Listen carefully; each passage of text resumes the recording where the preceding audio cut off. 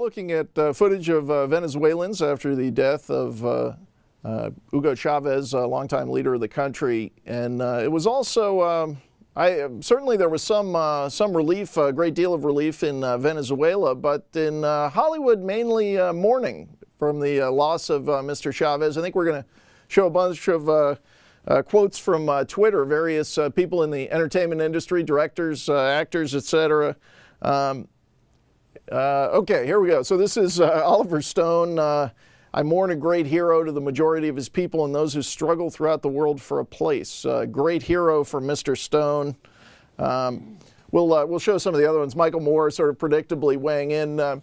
Here with Mary Anastasia O'Grady, our America's columnist. And Mary, if you looked at Twitter, depending on who you were following on Twitter, you could see, you could get a picture of a sort of wonderful humanitarian who had stood up for the little guy. You cover Latin America very closely. You've followed Mr. Chavez's career very closely.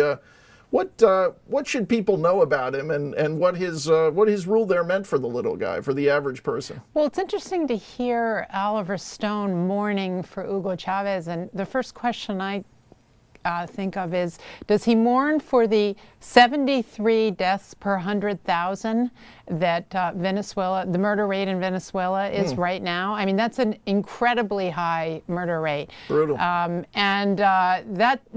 Those people who are being killed are not powerful oligarchs. In fact, the victims of that high murder rate are largely in Venezuelan slums and in the poorer neighborhoods where there's almost complete anarchy and lots of violence. So quite apart from the economic question, there's this question of the violence against the little guy in Venezuela that's it's hard to square with Oliver Stone's praise of Hugo Chavez. Now, but let's talk about the economics a little. For someone who is a working class person there who wants to increase their wages, their wealth over time, wants to have a home, perhaps educate their children.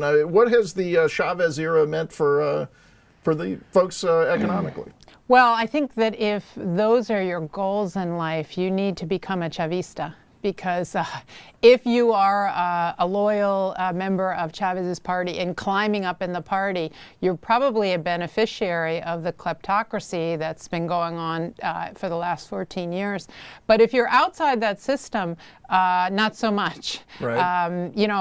Part of the big problem is that apart from the oil company, which produces lots of dollar revenues which go to the government, there's not too much in the way of economic activity because most investors and entrepreneurs have fled the country. And this is fundamentally a property rights problem. I mean, Hugo Chavez has destroyed the security of property rights, and that has destroyed the economy. I won't get into the psychology of why these Hollywood folk don't seem to appreciate the plight of the small business person, the plight of someone who wants to develop a piece of property. Certainly, they I think care a great deal about intellectual property rights, as we do. But for whatever reason, that sympathy doesn't extend to people living in places like Venezuela. But as we think about the possibility that maybe there will be rule of law, property rights going forward, is there any reason to be hopeful here,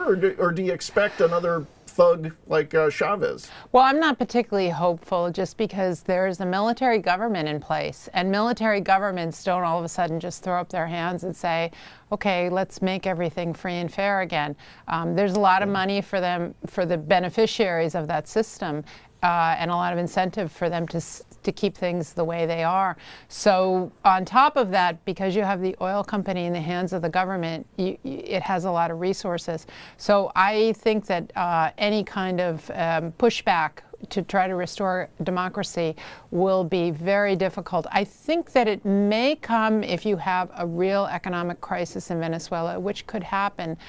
There's already been a big devaluation this year, and it could be something much bigger. The black market rate of the local currency is spinning out of control, which means that you're going to have food shortages and higher prices. Bad news continues. Okay, thanks, Mary. Sure.